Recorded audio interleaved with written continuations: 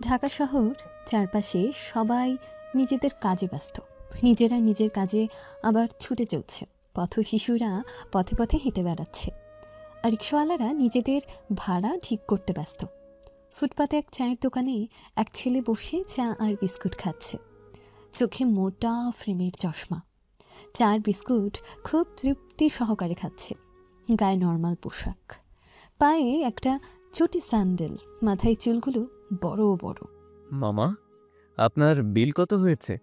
15 টাকা মামা। কি বলেন মামা? 10 টাকা তো? কি কোন মামা? হ্যাঁ, আমাদের গ্রামে এটা 10টা তো। দূর, এটা আপনার গ্রাম পাইছেন? হ্যাঁ, এটা ঢাকা শহর। পানি খেলেও তার বিল দেওয়া লাগে। ও আচ্ছা। ছেলেটা নিজের পকেটে হাত দিয়ে দেখল কয়েকটা খুচরো টাকা, বেশি হলে 50 টাকা হবে। সেখান থেকে 15 টাকা বের করে দোকানদারকে দিল। মামা, আপনার কাঁধে ব্যাগ, কোথায় পড়েন? এই তো চাচা, এবছর ঢাকা বিশ্ববিদ্যালয়ে ভর্তি হয়েছি। সাবধানে থেকো তুমি। কেন? সেটা ভার্সিটি গেলেই বুঝবা। ছেলেটা দোকানদারের কথা বুঝল না। বোকা হয়ে কিছু সময় তাকিয়ে দোকান থেকে বেরিয়ে আসলো। রিক্সাওয়ালা কাছে গেল ভার্সিটি যাবে বলে। চাচা, ঢাকা বিশ্ববিদ্যালয়ে যাবেন? যাব। ভাড়া কত? 30 টাকা। এইটুকু যেতে এত টাকা? তুমি নিশ্চয় গ্রাম থেকে আসছো, তাই কিছু জানো না। চাচা। ঢাকা শহর কেমনে কি সব আস্তে আস্তে বুঝে যাবে। তো ওঠো। না চাচা, যাব না। ছেলেটা সেখান থেকে চলে আসলো আর ফুটপাত দিয়ে হাঁটতে লাগলো। পকেটে হাত দিয়ে টাকাগুলোর কথা চিন্তা করছে। এই কয় টাকাই আছে, এটা দিয়ে কয়েকদিন চলতে হবে, আর কিছু একটা কাজের ব্যবস্থা করতে হবে। এত সময় ছেলেটাকে সম্পর্কে বলেই যাচ্ছি, তার তো পরিচয় দেওয়া হলো না। নাম নিহান ইসলাম নিলয়। পরিবার বলতে মা বাবা আর ছোট বোন আছে। তারা অন্য জায়গায় থাকে।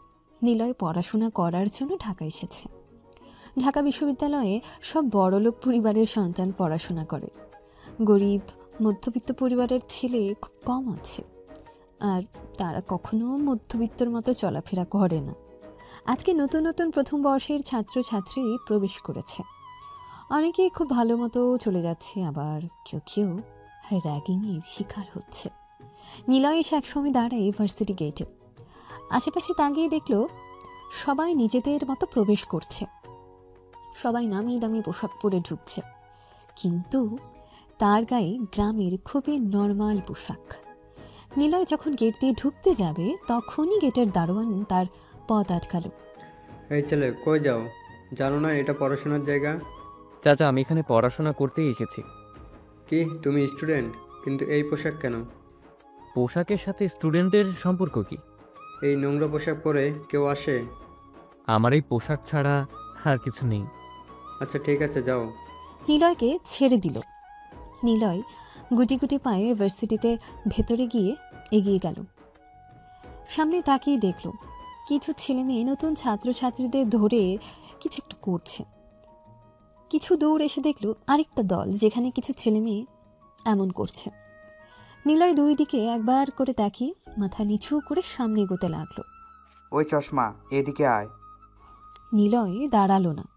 অন্যজনকে ডাকছে ভেবে সে হাঁটা থামালো না। ওই ফকিন্নির চশমাওয়ালা, তোরে ডাকছি। একটা মেয়ের কণ্ঠ। এবার নিলয় দাঁড়িয়ে গেল, চারপাশে তাকিয়ে দেখলো কারো চোখে চশমা নেই। তাই এসে বুঝলো তাকেই কেউ ডাকছে। নীল নিজের ডান পাশে তাকিয়ে দেখলো যারা খুব খারাপভাবে র্যাগ করছিল সেখান থেকে ডাকছে। আমাকে ডাকছেন আপনারা? হ্যাঁ, তাছাড়া তোর মতো ফকিন্নি আর কি আছে? আমাদের এইখানে আয়। নিলয় মাথা ঝাঁকিয়ে এগিয়ে গেল। অপর পাশের যে দল ছিল তারা এটা দেখতে লাগলো। ভার্সিটিতে এই দুইটা দলের রাজত্ব চলে। একটা মাহিমের, যে ভালোর জন্য ভালো আর খারাপের জন্য খারাপ। ভালো কাজ সে বেশি করে, কিন্তু মাঝে মাঝে তার বন্ধুরা একটু র্যাগ দিয়ে থাকে যখন মাহিম থাকে না। আরেকটা হলো সাগর, যে হলো ভার্সিটির সভাপতির ছোট্ট ভাই। তাছাড়া তার বাবা মন্ত্রী, তাই যত রকমের খারাপ কাজ আর ভার্সিটিতে খারাপ ব্যবহার তার দ্বারা হয়। ইস, মুরগিটারে সাগরের দলের ডেকে নিল। আগে টের পেলে আমরা ডাকতাম। মারুফ বলল, তুই পড়ে আছিস ডাকা নিয়ে, আমি ভাবছি ওই সাগর কি যে করবে তার সাথে। আরে এইসব বাদ দে, আস অনেকজনকে জার্ক দিয়েছিস, মাহিম জানতে পারলে খবর আছে। সেটাই। নিলয় গিয়ে সাগরদের সামনে দাঁড়ালো। সাথে সাথে সাগর তাকে 4টা থাপ্পড় মারল। থাপ্পড়ের জন্য নিলয়ের চোখ থেকে চশমা খুলে পড়ে গেল আর মাথা ঝিমঝিম করতে লাগলো। তার সামনে সব কিছু ঝাপসা দেখতে লাগলো। নিলয় কিচ্ছু দেখতে পারছে না, তাই মাটিতে বসে পড়ল আর হাতড়িয়ে নিজের চশমা খুঁজতে লাগলো। এটা দেখে সাগরের সাথে থাকা সবাই হাসতে লাগলো। আরে এ তো চশমা ছাড়া আসল। এই জিম, ওর চশমা এনে দে, নাহলে সবাই ফকির মনে করবে। আরে ওরে দেখে এমনিতেই ফকির মনে হয়। সেটা একদমই ঠিক বলেছিস নীলা। তোরা পারিসও বটে। জিম নিলয়ের চশমাটা তুলে তার চোখে পরিয়ে দিল। নিলয় চশমাটা ঠিকভাবে বসিয়ে নিল। চশমার কাঁচে ফাটল ধরে গেছে। নিলয় গালে হাত দিয়ে দাঁড়ালো, কারণ থাপ্পড়টা জোরে লেগেছিল। এখনো সেই জায়গাটা জ্বলছে। আমাকে মারলেন কেন? এত বড় সাহস, আবার মুখে মুখে কথা বলছিস? আমাদের চিনিস তুই? গুড, বড় ভাইদের সালাম দিতে হয়, তোর মা শেখায়নি? আর আমি তো জানতাম না, আজকে প্রথম দিন। এই ওরে কেউ বোঝা। দেখ ভাই, তুই অনেক অনেক ভুল করেছিস, তার শাস্তি পেতে হবে। প্রথমে আমাদের সালাম দিসনি, আবার মুখে মুখে তর্ক করছিস। এই ভুল যেন দ্বিতীয়বার না হয়, সেটাই করব। মাফ করে দিন ভাইয়া, আর আসসালামু আলাইকুম। এখন সালাম দিলে হবে না। তারপর সবাই মিলে নিলয়কে ঘিরে ধরল আর বিভিন্নভাবে নিলয়কে খোঁচা মারতে লাগলো, তা মিনু আর নীলার কাছে থাকা লেডিস পিন দিয়ে। নিলয় সহ্য করতে না পেরে কান্না করে দিল। চোখ দিয়ে পানি পড়ছে তার। পিঠে, হাতে, শরীরে বিভিন্ন জায়গায় পিন ফুটানোর কারণে একটু একটু রক্ত বের হচ্ছে আর চলছে খুব। আর ভুল হবে না এমন। না ভাইয়া, আমাকে মাফ করে দিন। এই একে যেতে দে, এমনিতেই যে পোশাক পরছে অনেক গন্ধ, সহ্য করা যাচ্ছে না। এত সময় ঠিক কথা বলছিস। নিলয় তাদের সেখান থেকে চলে আসতে যাবে, তখনই কেউ তাকে ল্যাং মেরে ফেলে দিল আর নিলয় মাটিতে পড়ে গেল। তা দেখে আবারও হাসি রোল পড়ে গেল। নিলয়কে ল্যাং মেরে ফেলে দিয়েছে জিম। নিলয় তাল সামলাতে না পেরে মাটিতে পড়ে গেছে। এবার সে হাঁটুতে ব্যথা পেল, মুখ খিঁচকে গেল তার। চশমা খুলে যাওয়ার জন্য হাতড়িয়ে সেটা খুঁজতে লাগলো। আরে এই কানা কোথা থেকে আসছে যে চশমা ছাড়া চোখে দেখতে পারে না? আরে ভাই, গ্রামের কোন ডাস্টবিন থেকে উঠে আসছে ঠিক নাই। মারুফ এটা বলে হাসতে লাগলো আর তা দেখে বাকি সবাই হাসছে। ইসরে, ছেলেটাকে কি খারাপভাবে র্যাক দিচ্ছে। রে দোস্ত। কেন, একটু আগেই তো তোরা করতেছিলি, এখন কি হলো? হ্যাঁ বুঝছি, এইটুকু করছিস, মাহিম জানতে পারলে তোর সেই রাগ করবে। একদমই জানতে পারবে না, আর জানলেও কিছু বলবে না, তাই না বৃষ্টি? নিলয় হাতড়িয়ে চশমা পেল, সেটা চোখে পড়ে নিল। সাগরের টিম খুব মজা নিচ্ছে। নিলয়ের শরীর একদম দুর্বল হয়ে গেছে। তার শরীরে রক্ত বের হচ্ছে ধীরে ধীরে, কারণ তারা পিন দিয়ে অনেক জায়গায় কিনিয়ে দিয়েছে। সাগররা হাসছিল, তখন একটা দামি গাড়ি ইউনিভার্সিটির মাঝে প্রবেশ করলো। গাড়ি এসে সাগরদের একটু সামনে থামলো। গাড়ি থেকে একটা মেয়ে নামলো, যাকে দেখে সাগরের হাসি থেমে সে হা করে তাকিয়ে রইল। ওরে মামা, এটা মেয়ে না পড়ে, কি সুন্দর রে! একে তো আমার এক রাতের জন্য হলেও লাগবে। হ্যাঁ মামা, আমাদেরও একটু চাকতে দিস। নিলয় চশমা ঠিক করে উঠে দাঁড়িয়ে সামনে তাকিয়ে দেখল নীল বোরকা পরে এক সুন্দরী মেয়ে গাড়ি থেকে নেমেছে। চোখে কাজল, ঠোঁটে হালকা লিপস্টিক, দেখতে অসম্ভব সুন্দর লাগছে। এই যে সুন্দরী, এত রূপের আগুন কেন তোমার? জিম এই কথাটা একটু জোরে বলল, যেটা ওই অচেনা মেয়েটার কান অব্দি পৌঁছে গেল। সেটা শুনে মেয়েটা এগিয়ে আসলো। ঠাস ঠাস অচেনা মেয়েটা এসে জিমকে থাপ্পড় মারল। এটা দেখে চারপাশে সবাই অবাক মেয়েটার সাহস দেখে। দূর থেকে বৃষ্টিরা দেখে খুশি হলো আর অবাকও হলো। কি রে মায়া, আজ ভার্সিটিতে যে? আরে তোরা ভুলে গেছিস, আজ তার ফার্স্ট দিন। ও হ্যাঁ, তাড়াতাড়ি সেখানে চল, না হলে মায়ার সাথে সাগর খারাপ ব্যবহার করতে পারে। মারুফ বলল। তারা চারজন হেঁটে সাগরের দিকে আসতে লাগলো। নতুন আসা মেয়েটার থাপ্পড় খেয়ে জিম রেগে গেল। জিম যেই এগিয়ে আসতে যাবে, সাগর হাত দিয়ে আটকে দিল। কি হলো, তুই আমাকে আটকালি কেন? তোর সামনে আমার গালে হাত দিল। আরে এটা তোদের ভাবি হবে, তাহলে তার তো একটু তেজ থাকবেই। মানে তোর সামনে জিমকে মারলো আর তুই এই মেয়েটাকে কিছুই বলবি না? বলবো তো। মায়া এদের কথা শুনে আরও রেগে গেল। বাড়িতে তোদের মা বোন নেই? মেয়ে দেখলে টিস করতে ইচ্ছে করে? সবাই আছে কিন্তু বউ নেই, তাই তোমাকে পছন্দ হয়েছে। রাখ তোর পছন্দ, তোর মতো ছেলে আমার জুতা মোছার যোগ্য না। কি বললি? আপু, ওরা তোমার সাথে যা কিছু করতে পারে, আপনি মাফ চেয়ে নিন। নিলয় পাশে দাঁড়িয়েছিল কিছুটা দূরে, সেই কথা বলল। বাকিদের মতো নিলয় মেয়েটাকে দেখে ক্রাশ খেয়েছে। মায়া অন্য একজনের কথা শুনে পাশে তাকিয়ে দেখল খুব সাধারণ পোশাক পরে এক ছেলে দাঁড়িয়েছে, মুখে একটু ফাটা চশমা আর গায়ে কম দামি পোশাক। মুখ দেখতে একদম ইনোসেন্ট লাগছে। সাগর রেগে গিয়ে মায়ার দিকে এগিয়ে আসতে গেল, কিন্তু তার আগে মারুফ চলে আসলো আর মায়ার সামনে এসে দাঁড়ালো, আর বাকিরা মায়ার পাশে। দেখ, একদম আমাদের মাঝে আসবি না, এটা আমাদের ব্যাপার। তো তাই বলে তুই যাকে তাকে তুই এই সব করতে যাবে? কেউ যে তুই তার জন্য কথা বলছিস? কে তুই কিছু সময় পরে জানতে পারবি, কিন্তু এর থেকে দূরে থাকলে ভালো হয়। থাকবো না, এটা তো আমি। সাথে আমিও বন্ধু। এই কথা শুনে রাজু আর মারুফ ঘুষি মারল সাগর আর নিহানের মুখে। দুজনের মুখ থেকে রক্ত বেরিয়ে গেল। দুজন এবার আরও বেশি রেগে গেল। তারা এবার রাজু আর মারুফকে মারতে যাবে, তার আগে আর 8 নিয়ে হাজির হলো ভার্সিটির ফেমাস বয়, ব্রিলিয়ান্ট স্টুডেন্ট মাহিম। তাছাড়া তার আরেকটা পরিচয় আছে, সেটা হলো দেশের সবচেয়ে বড় বিজনেস আইকন সালাম চৌধুরীর ছেলে। বাইক থামিয়ে বাইক থেকে নেমে তাদের মাঝে আসলো। কি রে, কি হয়েছে? আর তোদের এই অবস্থা কেন সাগর? আরে তেমন কিছু না, ছোট একটা জিনিস। কি হয়েছে রে মারুফ?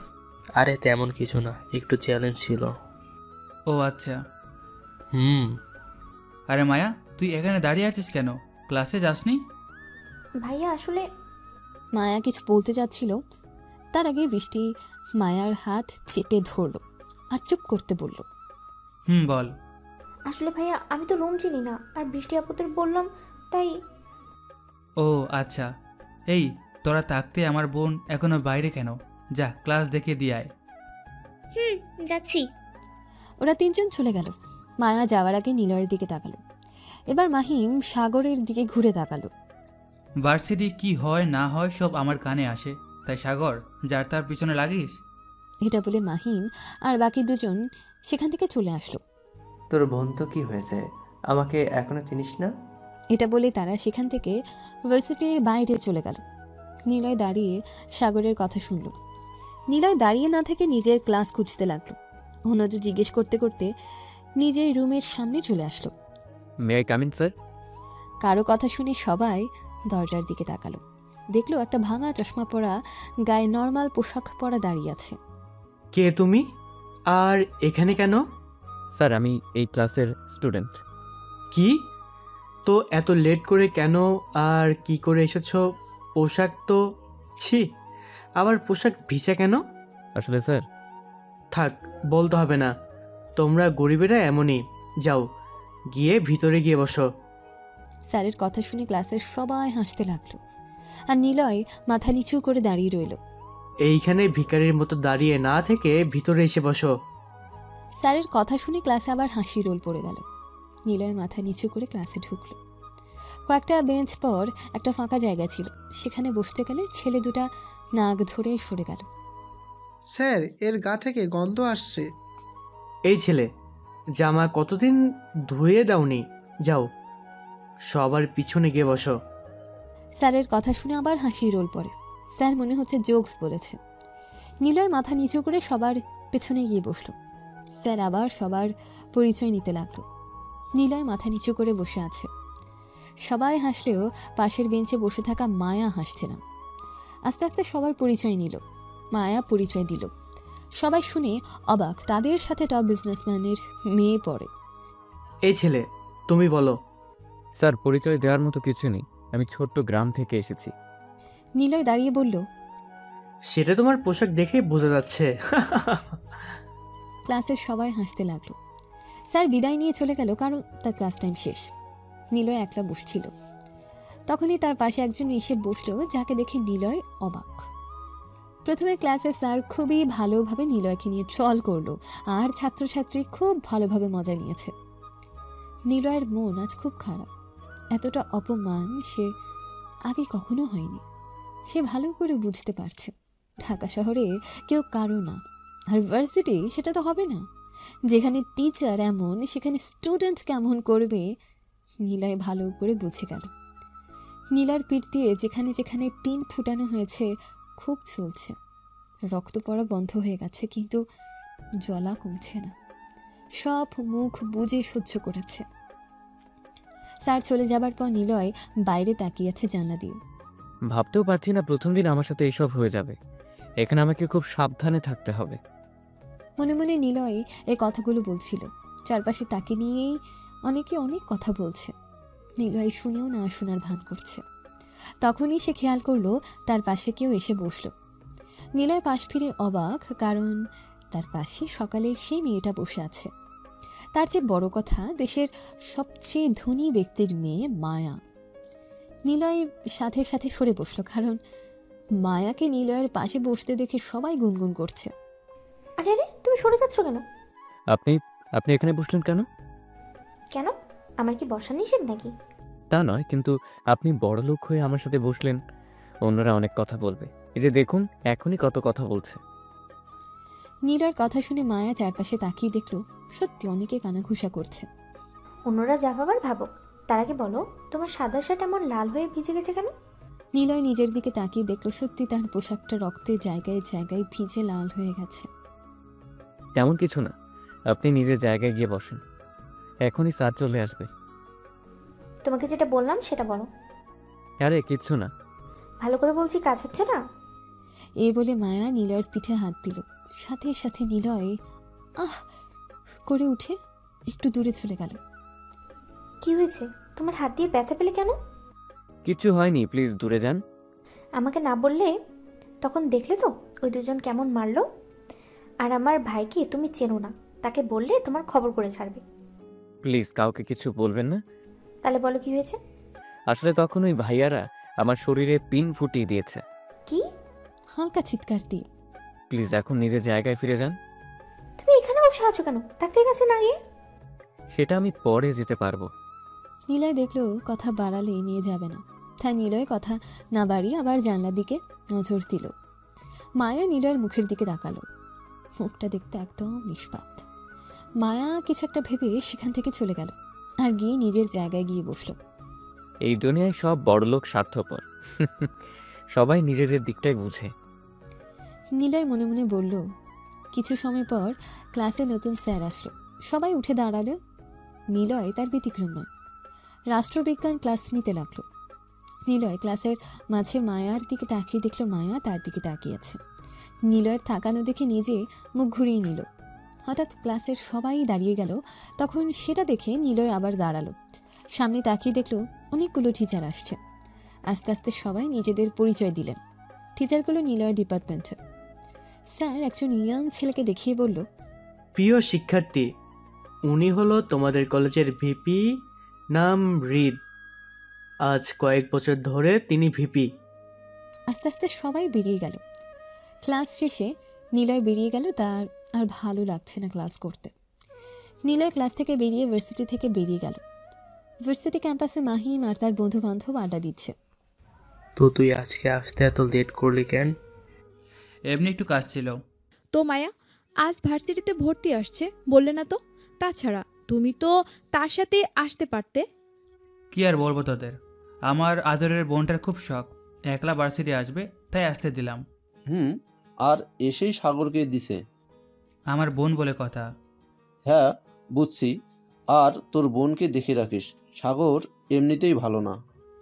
বুঝলাম। আচ্ছা আজ তো ক্লাস করলি না, চল ঘুরে আসি।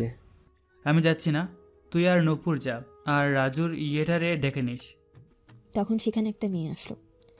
বোরকা পরে, মুখটা খুবই মায়াবী। আমার কথা বলতেছিলেন নাকি ভাইয়া?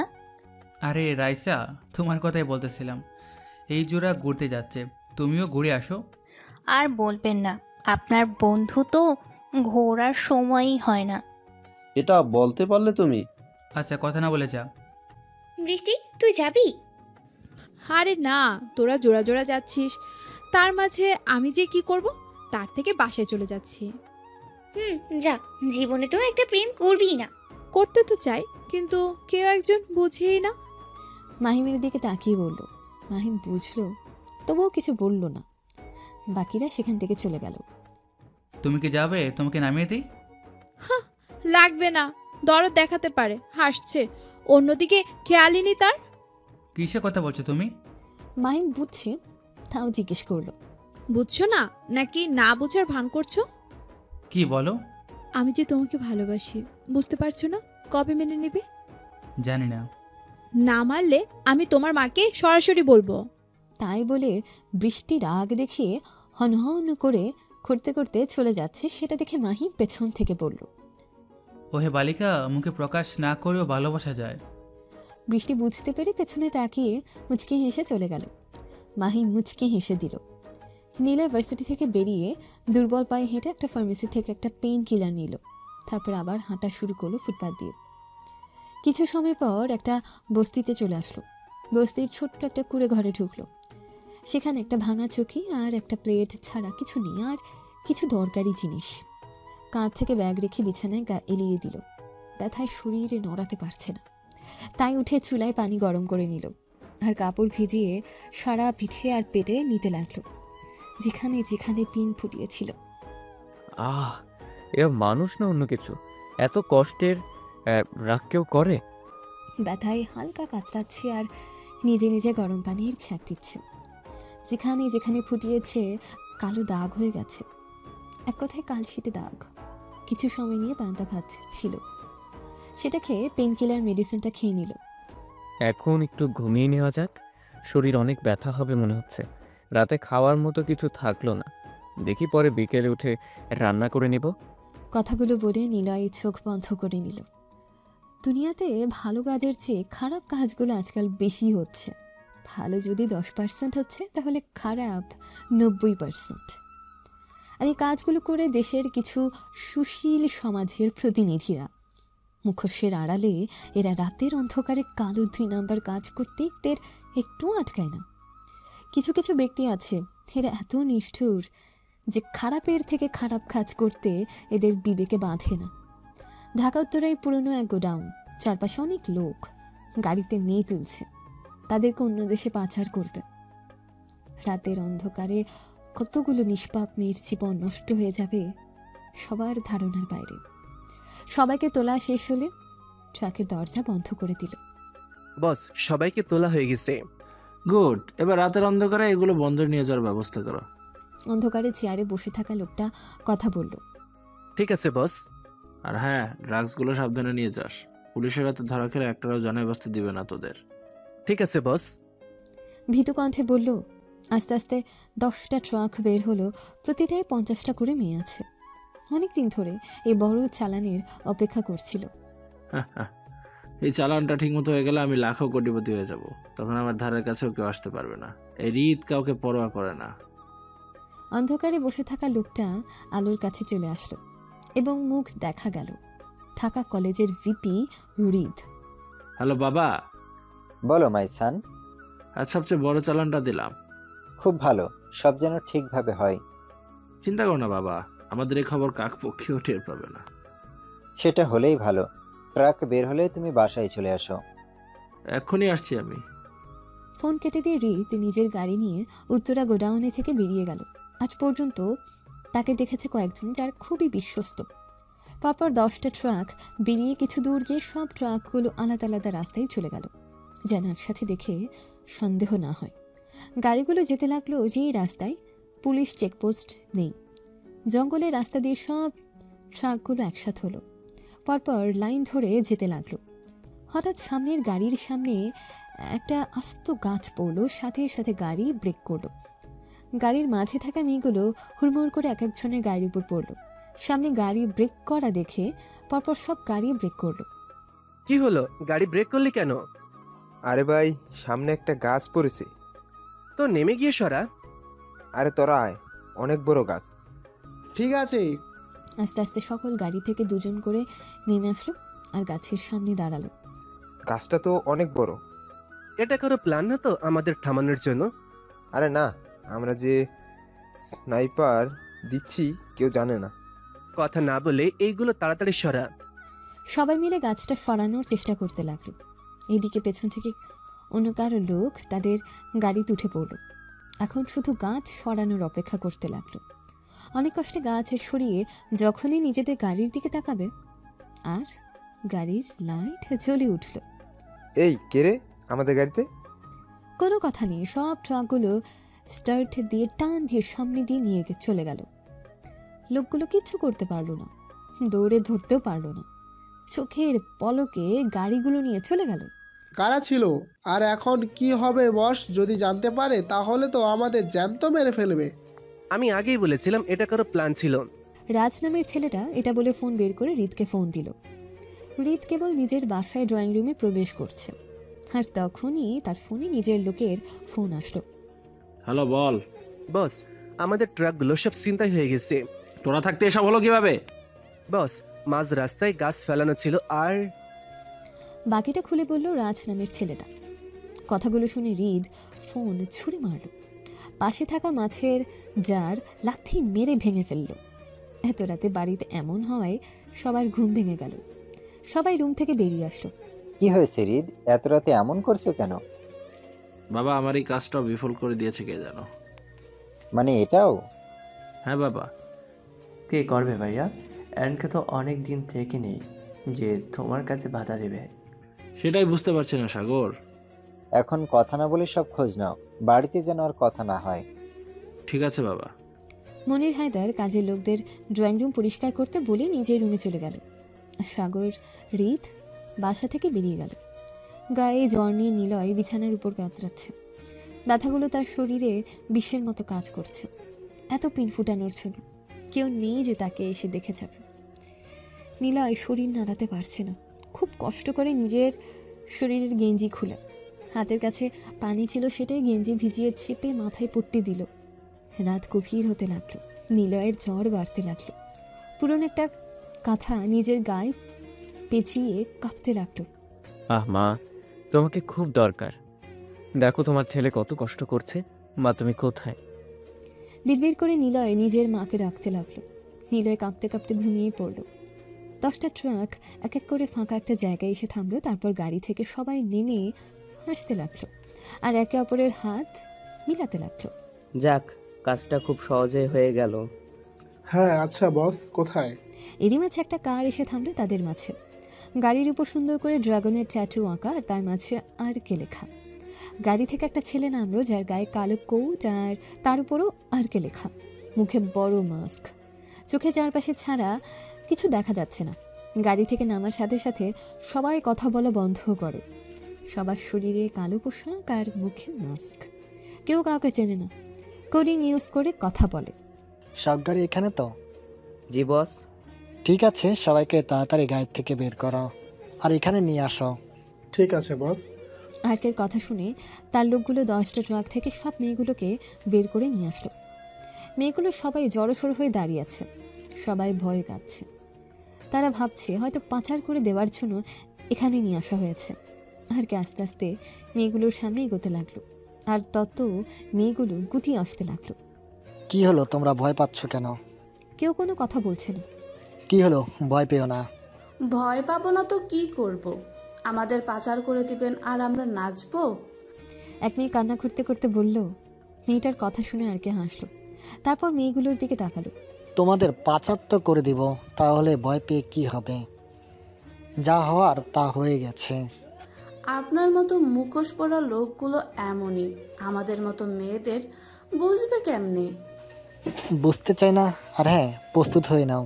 এই কথা বলে আর কে নিজের লোকদের বলল। সবগুলো মেয়েকে নিজ নিজ বাসায় পৌঁছে দেওয়ার জন্য ব্যবস্থা করো। তাই বলে আর কে হেঁটে নিজের গাড়ির কাছে গেল। কি মনে করে আবার পেছনে ঘুরে তাকালো।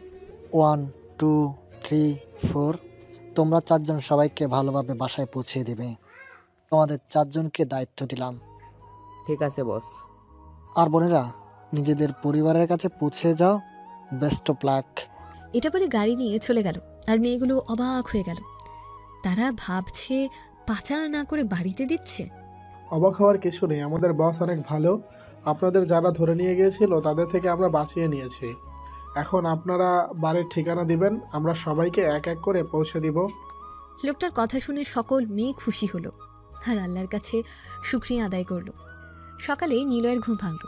খুব কষ্টে উঠে দাঁড়ালো, তারপর ফ্রেশ হয়ে এক গ্লাস পানি খেয়ে নিল, কারণ রান্না করার মতন তার শক্তি নেই। তাছাড়া ভার্সিটি যাওয়ার সময় নেই, তাই তাড়াতাড়ি রেডি হয়ে নিল। কিন্তু দরজা থেকে বের হতেই ধপাস করে মাটিতে পড়ে গেল। শরীর দুর্বল থাকার জন্য হাঁটতে পারছে না, তাই কোনো রকম উঠে রুমে চলে আসলো। তারপর বিছানায় শরীর এলিয়ে দিল। না, আজ শরীর বড্ড দুর্বল, আজ ভার্সিটিতে যাওয়া হবে না। নীলাও এটা বলে ঘুমানোর চেষ্টা করলো। মায়া ভার্সিটিতে এসে দেখলো কালকের ছেলে আর মেয়েগুলো থাকলেও যাকে চড় মেরেছিল সে নেই। মায়া তাদের সামনে দিয়ে চলে গেল, কিন্তু কেউ তাকে ডাকার সাহস পেল না। কিরে, আজ এই মেয়েটাকে কিছু বললি না কেন? আরে না, দেখলি না কাল মাহিমের দল কি বলল? তাছাড়া আজ সাগর নেই, কিছু বলতেও পারবো না। জিম ঠিক কথা বলছে, ওই মেয়েকে পরে দেখা যাবে। আজ এই আবুলটা তো আসলো না। হয়তো বাড়িতে পড়ে আছে, কাল যা দিলাম না। অনেক সময় ধরে মায়া ক্লাসরুমে বসে আছে। কিছু সময় পর স্যার চলে আসলো। স্যার ক্লাস নিতে শুরু করলো। একবার দরজার দিকে তাকাচ্ছে আর একবার স্যারের দিকে, কারণ মায়া এসে আজ নিলয়কে দেখতে পারল না, তাই ভাবছে আজ হয়তো তার লেট হয়েছে, না হলে র্যাগের শিকার হয়েছে। অনেক সময় থেকে স্যার দেখলো মায়া দরজার দিকে তাকাচ্ছে আর ঘড়ি দেখছে।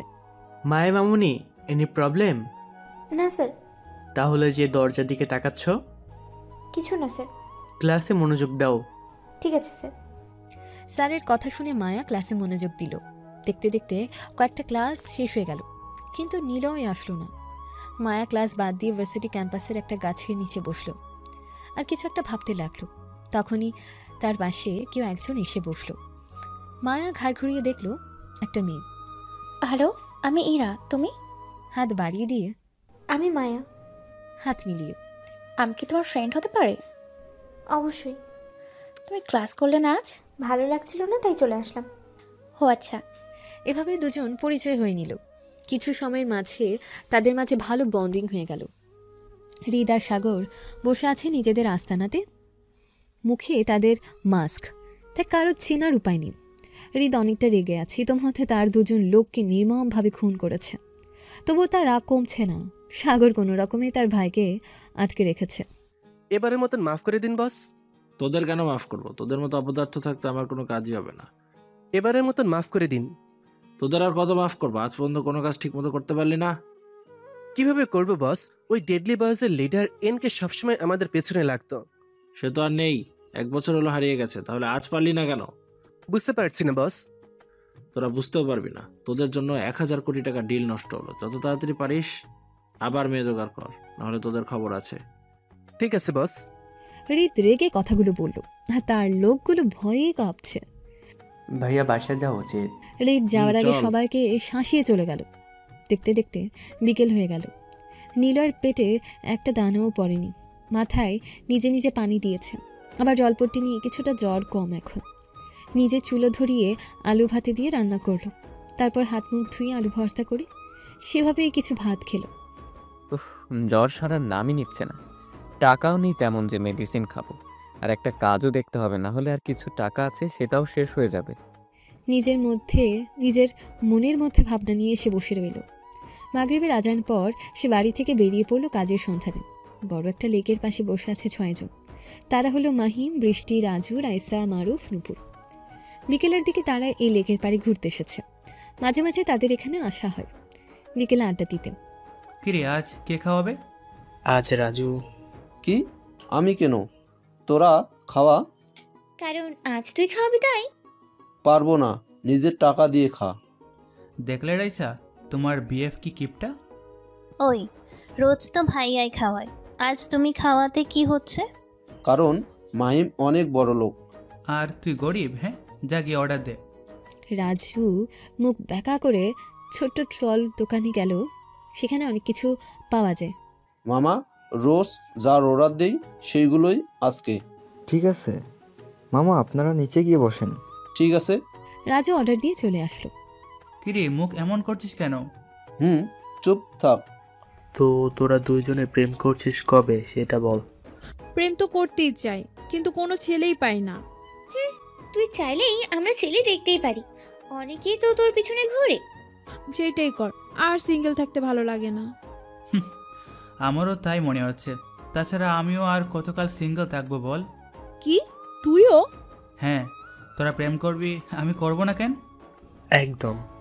দূর, তোরা প্রেম কর, আমি গেলাম। এটা বলে বৃষ্টি রেগে হনহন করতে করতে চলে গেল, আর ভাগিরা মুখ চেপে হাসল। দিলি তো বৃষ্টিকে রাগিয়ে। তোরাই তো রাগালি, আমার কি? তুই ওইটা বললি কেন? বুঝবি না। ভাইয়া, আপু হয়তো আপনাকে ভালোবাসে, তাই আপনি প্রেম করবেন বলে রেগে গেল। সেটা আজও বুঝতে পারলেন না তুমি? এই দুইটা একে অপরকে ভালোবাসেন, কিন্তু বলেননি না। আচ্ছা, তুই বলে দিতেই তো পারিস।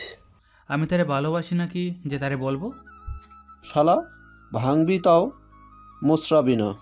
সবাই খাওয়া দাওয়া করে সেখান থেকে চলে আসলো। নিলয় বিভিন্ন জায়গায় কাজ খুঁজল, কিন্তু পেল না। সবাই তাকে ফিরিয়ে দিয়েছে। দুর্বল শরীর নিয়ে কয়েকটা রেস্টুরেন্টে ঘুরেছে, কিন্তু স্টুডেন্ট বলে সময় দিতে পারবে না, এটা বলে ঘুরিয়ে দিয়েছে।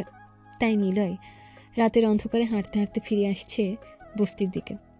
তখনই মাঝ রাস্তায় খেয়াল করলো কয়েকটা লোক ব্রিফকেস নিয়ে কি যেন করছে।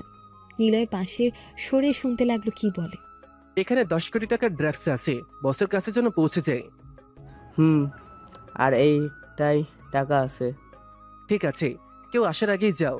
কাজ খুঁজতে গিয়ে কোনো কাজ পেল না নিলয়, তাই রাতের অন্ধকারে একলা একলা বস্তিতে ফিরে আসছিল।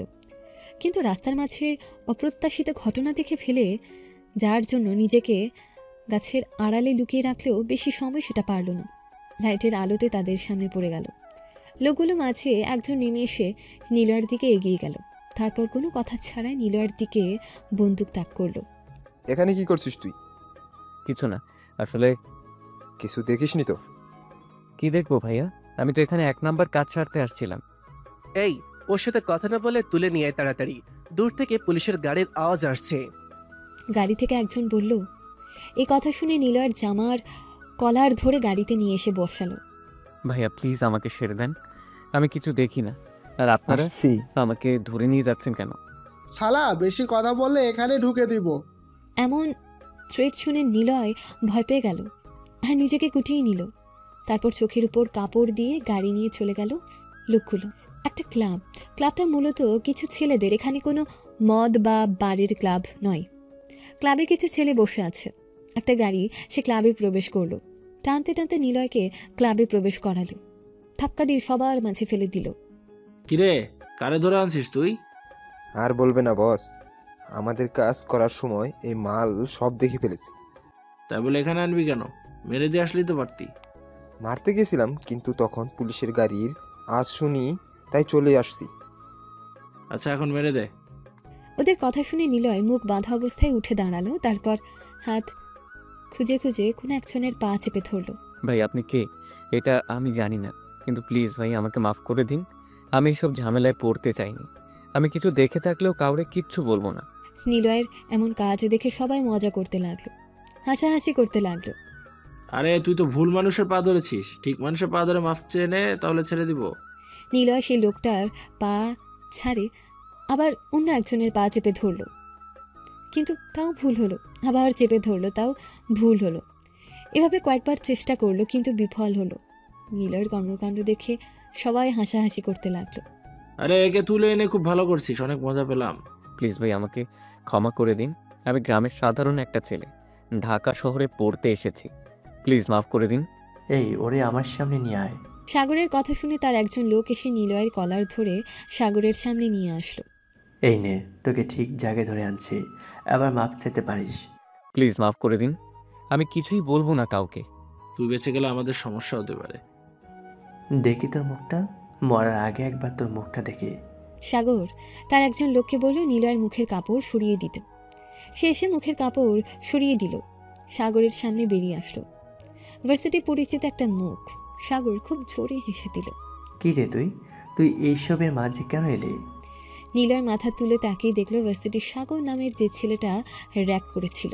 প্লিজ ভাই আমাকে ছেড়ে দিন। আপনি তো জানেন আমি কেমন। কিভাবে ছাড়বো বল? তুই যে আমার কাজগুলো দেখে ফেলেছিস। ভাইয়া ছেড়ে দিন। ভার্সিটিতে আমি আপনার সব কথা শুনবো, যা বলবেন তাই শুনবো, আর কাউকে কিচ্ছু বলবো না। তোর মতো ভীতু আগে কখনো দেখিনি। আমি অনেক বোকা ভাই, গ্রামের সবাই বলে। ঠিক বলেছে, যা তোকে ছেড়ে দিলাম। সত্যি ভাই? কিন্তু কোনো কিছু যদি বলেছিস তাহলে? আরে ভাই একদমই না, প্রমিস, কেউ কিচ্ছু জানতে পারবে না। আজ থেকে তো আমি আপনার লোক মনে করেন, কারণ আপনি আমার জীবন ভিক্ষা দিলেন। এই, একে যেখান থেকে আনলি দিয়ে আয়। কিন্তু বস, যেটা বললাম সেটা বলো, আর জায়গা যেন না চিনে মুখে কাপড় দিয়ে নিস। ঠিক আছে ভাইয়া, আসি তাহলে। যা। লোকগুলো নিলয়কে আবার যেমন নিয়ে এসেছিল ঠিক তেমনই ফেরত দিয়ে গেল। তারপর নিলয় হাঁটতে হাঁটতে বাসায় চলে আসলো। মাহিম বৃষ্টিকে অনেক ফোন দিচ্ছে, কিন্তু বৃষ্টি ফোন তোলার নাম নিচ্ছে না। বৃষ্টির ফোন বিছানায় ফেলে রেখে বসে আছে, আর রিং বেজে যাচ্ছে। বারবার শুধু একটা নাম আসছে, মীরা জান। প্রায় 20টা কল চলে আসলো। এবার বৃষ্টি ফোন রিসিভ করলো। হ্যালো, এতবার ফোন দিচ্ছ কেন? তার আগে বলে যাও, তুমি এত সময় ফোন ধরলে না কেন? এমনি। তুমি ফোন দিচ্ছ কেন? আমি ফোন দিচ্ছি এমনি। তাহলে রাখতে পারো। মাহিম ফোন রাখলো না, কিন্তু কথাও বলল না।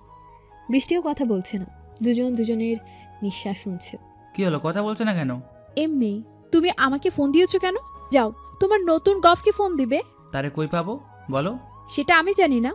আচ্ছা, তারে ফোন দিব, কিন্তু আপাতত তোমাকে ফোন দিয়ে জ্বালাতন করি।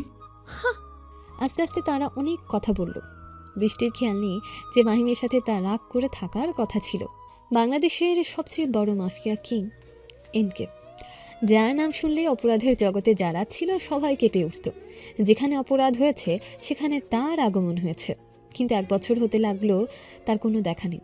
এমনকি অপরাধ হলেও তার নাম শোনা যাচ্ছে না।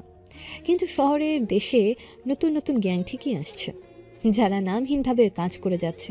বড় রুমের মাঝে কিছু ব্যক্তিবর্গ বসে আছে, যাদের শরীরে হোয়াইট পোশাক, মুখে হোয়াইট চোখের মাস্ক। তারা কিছু বিষয় নিয়ে আলোচনা করছে। সব দেশের কি কি খবর আছে? বস, সব দেশে তো ব্যবসা ভালো হচ্ছে, কিন্তু বাংলাদেশে তেমন হচ্ছে না।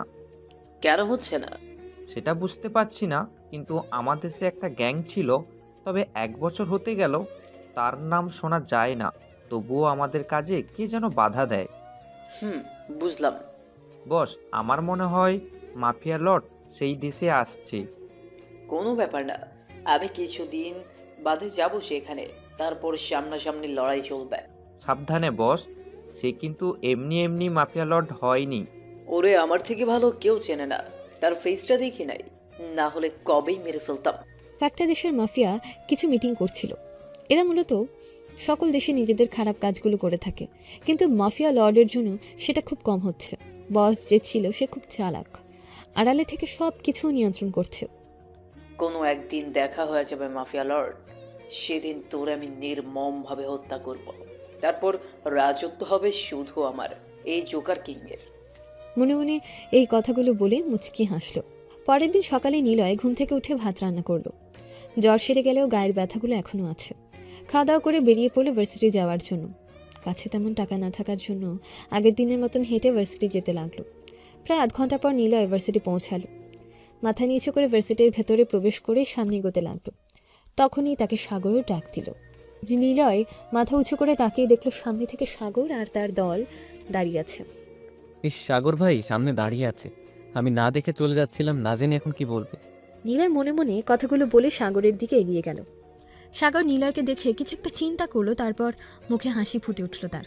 নিলয় সামনে আসলে সাথে সাথে নিলয়কে চড় বসিয়ে দেয়। নিলয় তো অবাক, আজও কোনো কারণ ছাড়া মারল। নিলয় গালে হাত দিয়ে দাঁড়িয়ে আছে। আজ কেউ এসে সালাম দিলি না কেন? ভাইয়া, আমি এসে সালাম দিব তার আগে আপনি মারলেন। আবার মুখে মুখে কথা বলছিস? সরি ভাইয়া।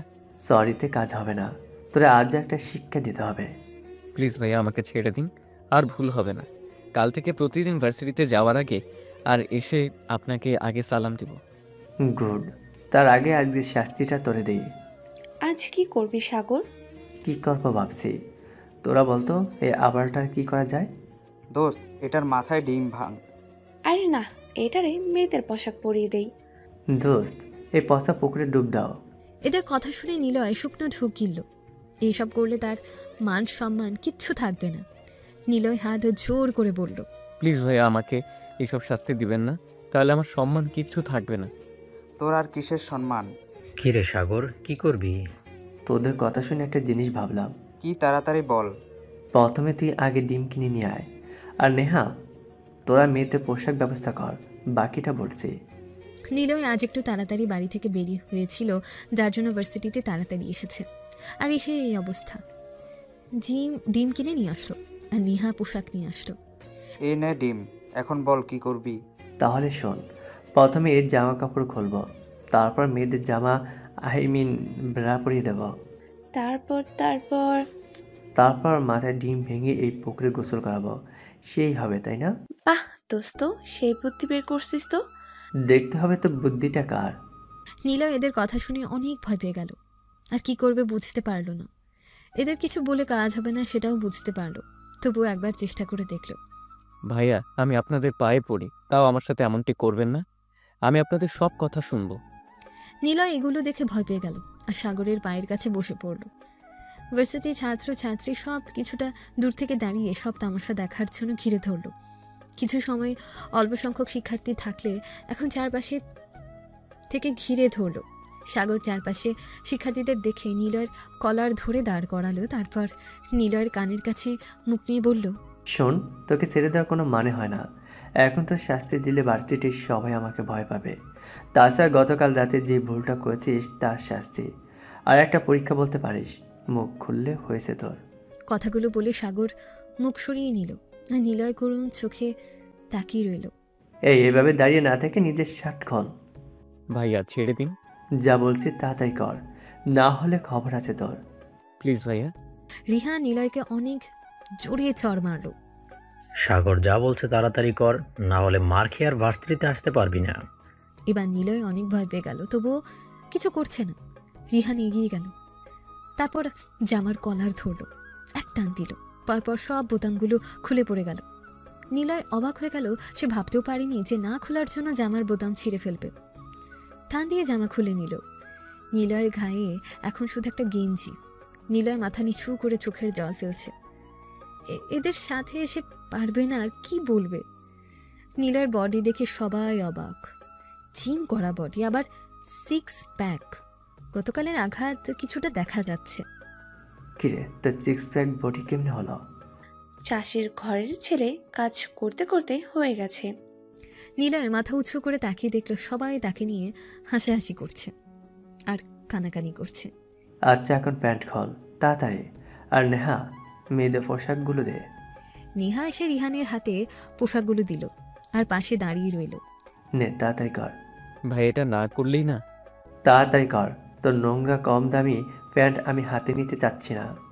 না ভাইয়া।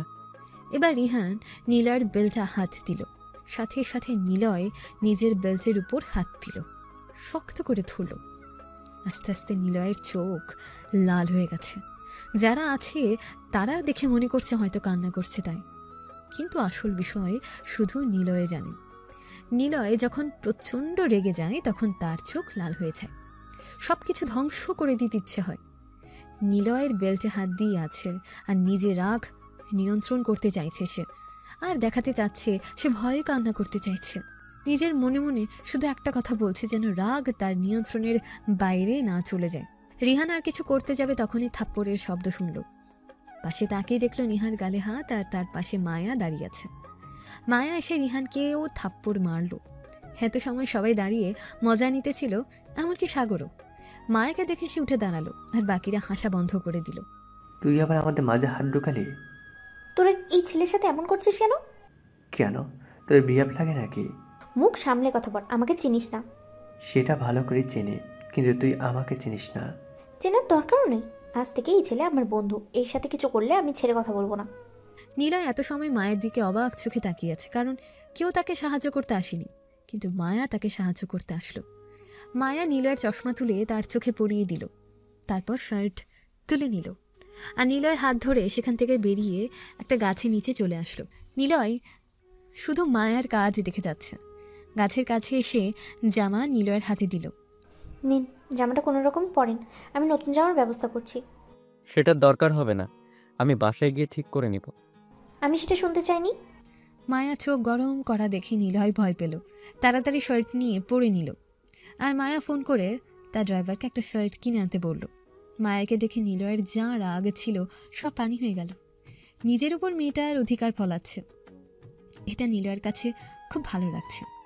অন্য সময় হলে হয়তো মেয়েটার এমন কারবার মুখ বুজে শুনতো না। মায়া ঘুরে নিলয়ের দিকে তাকালো। নিলয় মায়ের সামনে দাঁড়িয়ে আছে, অবাক নয়নে মায়াকে দেখে যাচ্ছে। কেন জানি মায়াকে দেখতে অনেক ভালো লাগছে নিলয়ের কাছে। মায়া ফোনে কথা বলে নিলয়ের দিকে ঘুরে তাকালো। মায়া তাকিয়ে দেখলো নিলয় তার দিকে একভাবেই তাকিয়ে আছে। মায়া প্রথমে ভ্রুকুচকে তাকালো, তার মুচকি হেসে নিলয়ের কাছে গেল আর হাত ধরে গাছের নিচে বসার জায়গায় বসিয়ে দিল। তুমি এমন কেন? কেমন আমি? এই যে ওরা তোমাকে কত কিছু বললো, আবার কত কিছু করতে চাইলো, তুমি কিছুই বললে না কেন? আমি তো আর তাদের মতো প্রভাবশালী নই, আবার বাবারও টাকা নেই যে তাদের সাথে লড়াই করে আমি নিজের ভবিষ্যৎ আর জানটা দিব। সেটা না হয় মানলাম, কিন্তু তোমার মাঝে সাহস বলতে তো কিছুই নেই, আবার কোনো প্রতিবাদ জিনিসটাই নেই। কিছু কিছু ব্যক্তি সব জায়গায় প্রভাব দেখালে অন্য কিছু হয়ে যেতে পারে ম্যাডাম। আজ থেকে ওদের সামনে মাথা নিচু করে থাকবে না। সেটা আমি বুঝে নিব, কিন্তু আপনি আমাকে বাঁচালেন কেন? তুমি আমার ক্লাসমেট তাই। আরো অনেকেই তো ছিল, কিন্তু আপনি কেন? সেসব কথা রাখো, আমি তোমার সাথে পড়ি, তাহলে আপনি করে বলছেন কেন? আপনি বড়লোকের মেয়ে, যদি কোনো ভুল করে বলি তাহলে আমার ক্যারিয়ার শেষ হয়ে যাবে। আমাকে একদম আপনি বলতে ডাকবেন না, আর আজ থেকে তুমি করে ডাকবে। পারবো না ম্যাম। বেশি কথা বলো না, আজ থেকে আমরা বন্ধু। কি? হালকা চিৎকার করে উঠে নিলয় সেখান থেকে উঠে গেল। এমনিতে মায়ার থেকে দূরে বসেছিল, আবার এই কথা শুনে উঠে গেল। মায়া কিছু বুঝলই না। কি হলো, উঠে গেল কেন? ম্যাম আপনি এটা কি বলছেন? আপনি কোথায় আর আমি কোথায়? এটা কোনোভাবেই পসিবল নয়। দেখো, ইম্পসিবল জিনিসটা আমি শুনতে অভ্যস্ত নই তাই। Please ma'am. দেখো, আমি যেটা বলছি সেটা মেনে নাও, নাইলে খুব খারাপ হয়ে যাবে। মায়া অনেকটা রেগে পড়ল, যেটা শুনে নিলয় কিছুটা ভীতু হয়ে গেল। তারপর কিছু ভেবে রাজি হয়ে গেল। ঠিক আছে। নিলয়ের উত্তর শুনে মায়া মুচকি হাসলো। আচ্ছা, এখন এখানে বসো আর আমাকে তুমি করে বলবে। এটা না বললে হয় না? দেখো, বন্ধুদের মাঝে তুমি বললে ভালো হয়। আচ্ছা, আপনার কথা মানলাম। গুড। এখন আমার ড্রাইভার এখন ড্রেস নিয়ে আসবে, চুপ করে পরে নেবে, কোনো কথা বলবে না। কিছু সময় বসে থাকার পর ড্রাইভার জামা নিয়ে আসলে নিলয় সেটা কোনো কথা ছাড়া পরে নিল। মায়া নিলয়কে নিয়ে যাওয়ার পর সাগর আর তার বন্ধুগুলো গাছের নিচে জড়ো হয়ে বসলো। এই মায়া 2 দিন এসেই এমন বাড়াবাড়ি করছে। আরে করতে দে, নতুন নতুন একটু ডানা গজিয়েছে, খুব তাড়াতাড়ি সেটা ছেটে দেব। যা করার তাড়াতাড়ি কর, নাহলে আমাদের এসব মস্তি হচ্ছে না। আর মাহিমও কোনো সময় আমাদের সাথে এত নামেনি, কিন্তু ওর বোন একটু বেশি করেছে। করতে দে, বেশি দিন করতে হবে না। তাড়াতাড়ি করো বেবি। ওকে। মাহিমের আড্ডাখানায় মাহিম সহ তার বন্ধু মহলের সবাই বসে আছে। ভার্সিটিতে এসে বেশিরভাগ সময় তার এখানে এসে আড্ডা দেয়। তোরা দেখছিস সাগররা নতুন ছেলেটির সাথেই কেমন ব্যবহার করছে?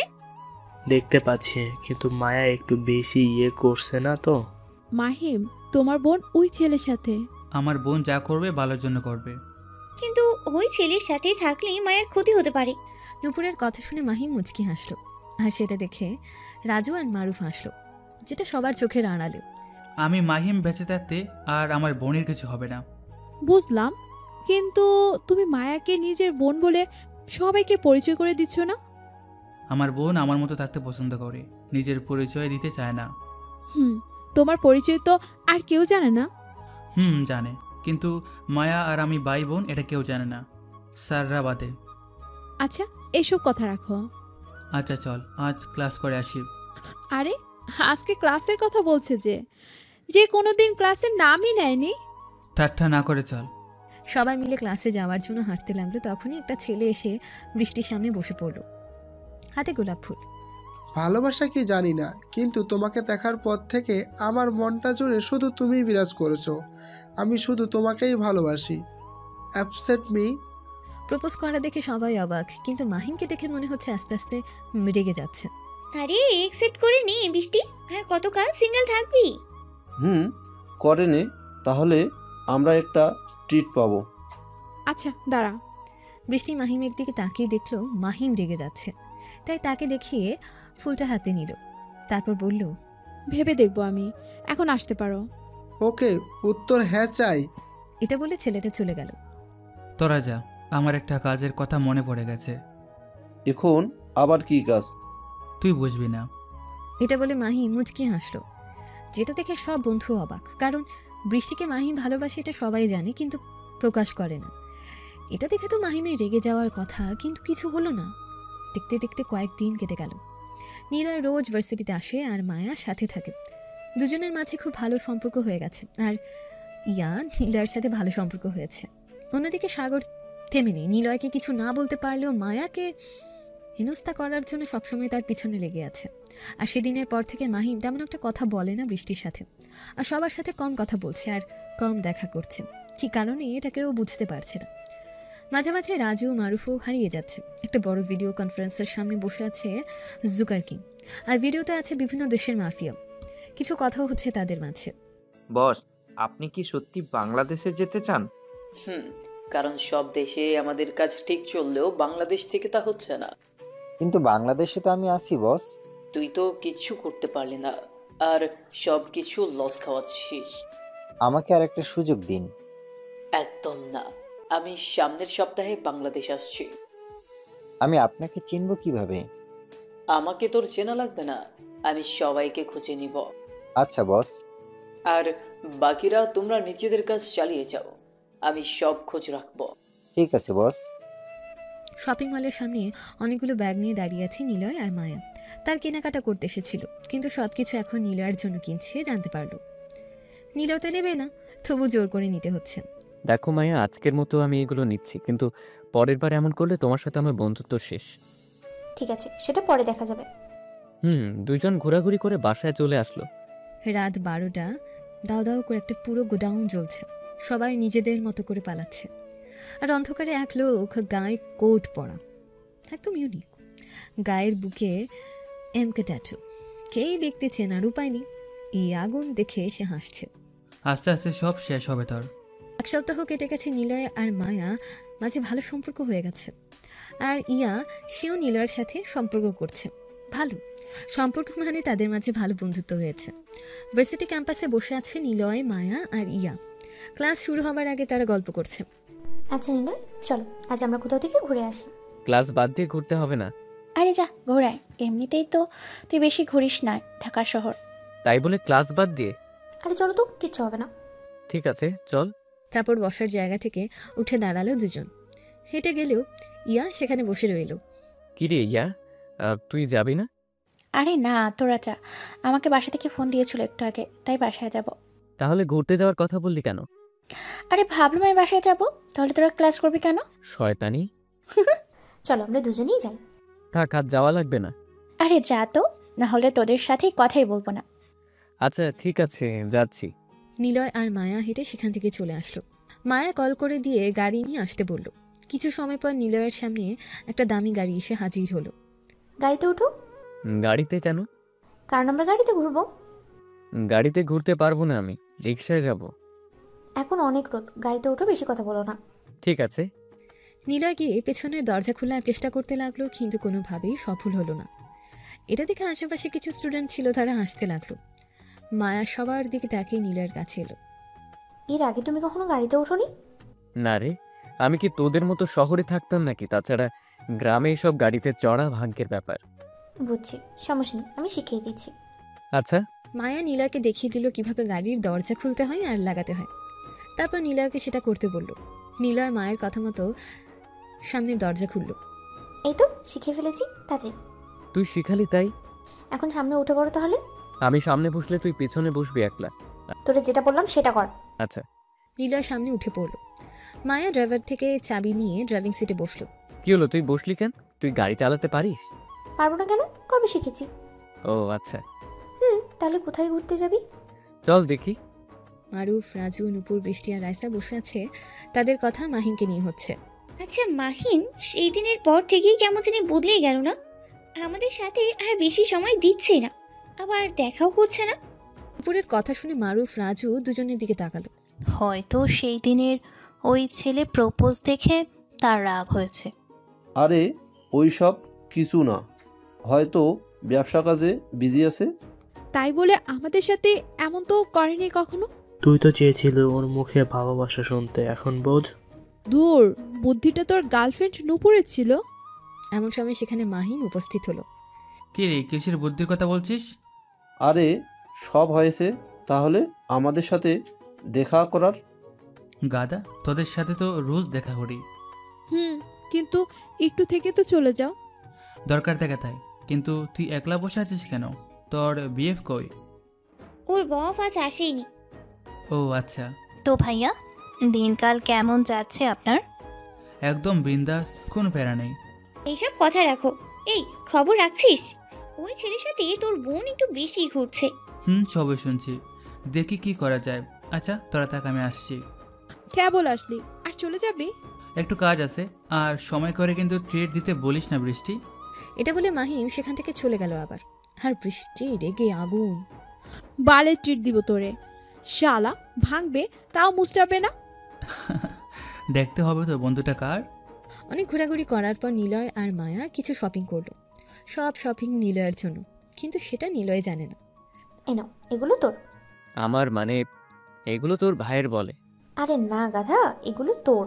আমি এগুলো নিতে পারবো না, তুমি বাসায় নিয়ে যাও। আর না নিলে আমি কিন্তু খুব রেগে যাব, আর দেখো তখন কি হয়। তুমি বুঝতে পারছো না কেন আমি এগুলো পছন্দ করি না?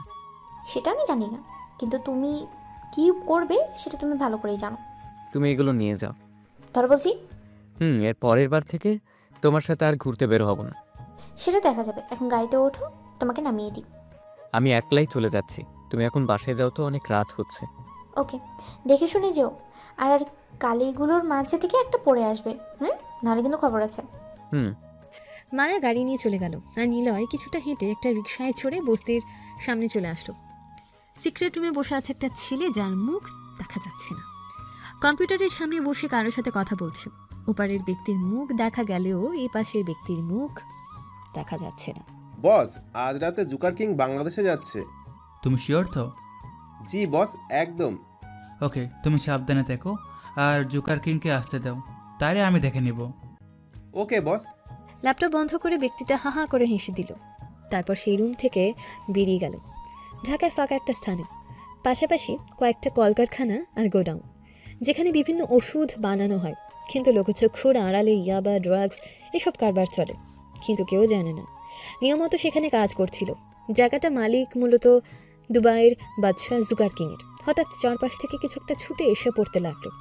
কিছু সময়ের মাঝে পুরো জায়গাটা পেট্রোল তেলের গন্ধ ছড়িয়ে পড়ল। এই গোডাউনে এত গন্ধ আসছে কেন?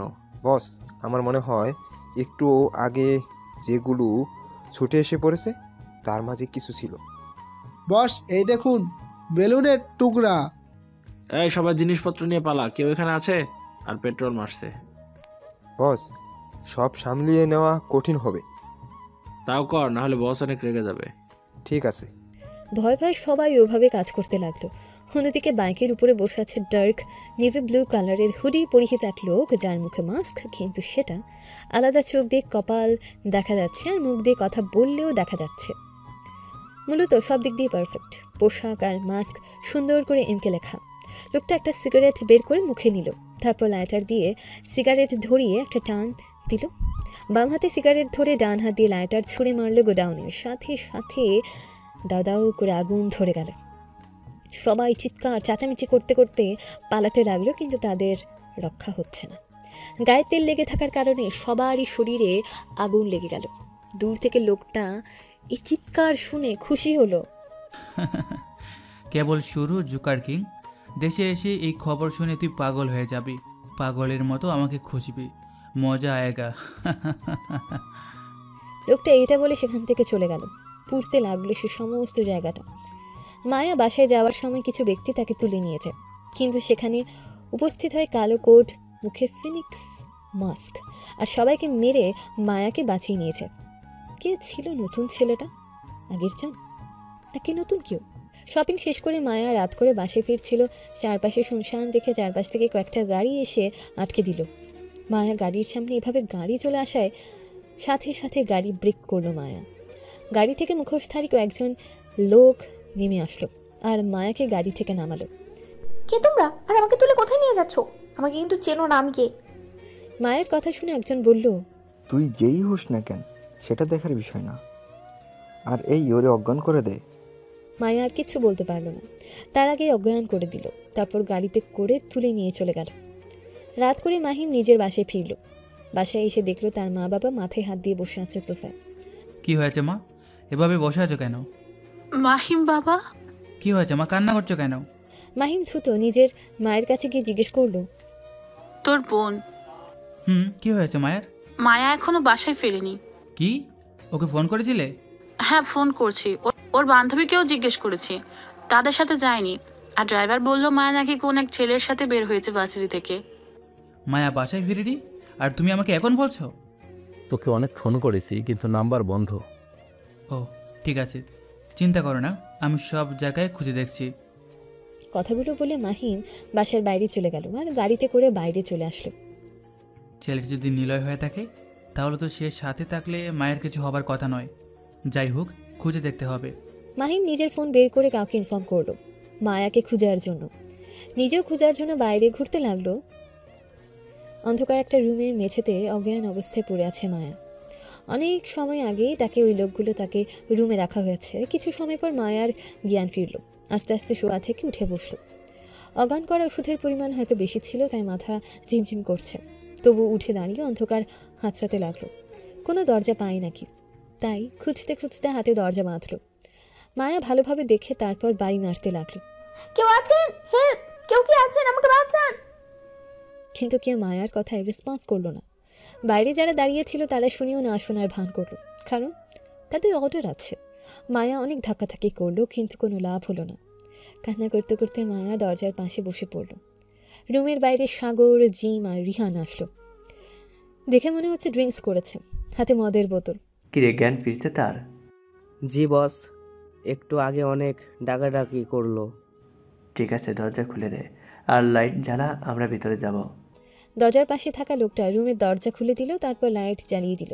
মায়া দরজা খোলার আওয়াজ শুনে তড়ি ঘড়ি করে উঠে দাঁড়ালো আর বাইরে বের হতে যাবে, তখনই রুমের লাইট জ্বলে উঠল আর রুমের মাঝে সাগররা প্রবেশ করলো। মায়া তাদের দেখে আঁতকে উঠল, কারণ তিনজন ড্রিঙ্কস করছিল। তোমরা? তাহলে তোমরা আমাকে ধরে নিয়ে এসেছো?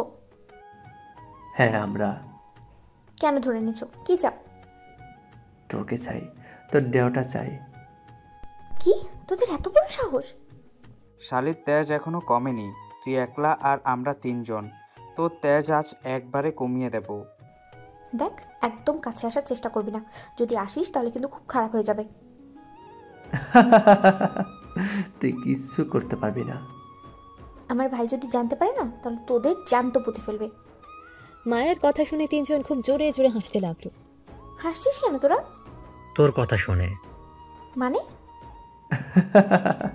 তোর ভাই জানতে পারবে না, আমরা তোরে তুলে আনছি। সাগর এই কথা বলে মায়ার দিকে এগোতে গেল আর মায়া আস্তে আস্তে পেছাতে লাগলো।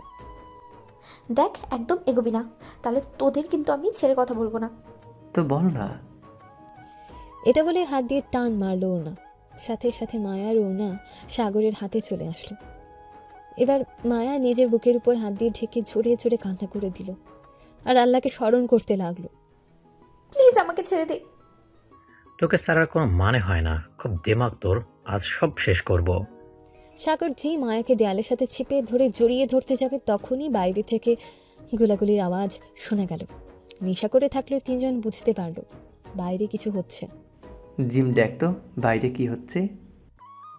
ঠিক আছে। সাগর এটা বলে আবার মায়ার দিকে ঘুরল আর জিম বাইরে গেল। আহ! চিৎকার করে জিম রুমের মাঝে এসে পড়ল।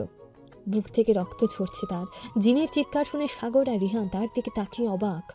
সাগর মায়াকে ছেড়ে দিয়ে জিমের কাছে এসে বসল। কি হয়েছে জিম? আর তোরে গুলি করলো কে? বাইরে বাইরে। জিম কথা বলতে পারলো না, তার আগেই চুপ হয়ে গেল। তখনই কেউ দরজার সামনে এসে হাজির হলো। সাগর আর রিহান তাকিয়ে দেখলো কেউ একজন দরজার সামনে দাঁড়িয়ে আছে। কে তুই? রিহানের কথা শুনে দরজার সামনে দাঁড়িয়ে থাকা লোকটা আস্তে আস্তে ভেতরে আসলো আর পরিষ্কার হয়ে গেল কে দাঁড়িয়ে আছে। গায়ে লং হুডি, মুখে ফিনিক্স মাস্ক, ঠোঁটে জ্বলন্ত আগুনের সিগারেট, দেখতে ভয়ঙ্কর লাগছে। কে তুই? আর আমাদের এখানে এসে সবাইকে মারছিস কেন? খারাপ কাজ যেখানে, এই এনকে সেখানে। মানে আপনি মাফিয়া কিং এনকে? খুব সহজেই চিনতে পারলি। প্লিজ আমাদের মাফ করে দিন। তোদের কোনো মাফ নেই। তোরা এই মেয়েটিকে তুলে এনে খুব বড় ভুল করেছিস। প্লিজ ভাই, প্লিজ এইবারের মতো মাফ করে দিন। রিহান আর সাগর এনকে পায়ের কাছে গিয়ে পা ধরে মাফ চাইতে লাগলো। এনকে তাদের লাথি দিয়ে সরিয়ে দিয়ে সেখান থেকে হেঁটে এসে ওড়না তুলে মায়ার হাতে দিল। ভয় নেই, ওড়না পরে নাও আর আমার সাথে বাইরে এসো।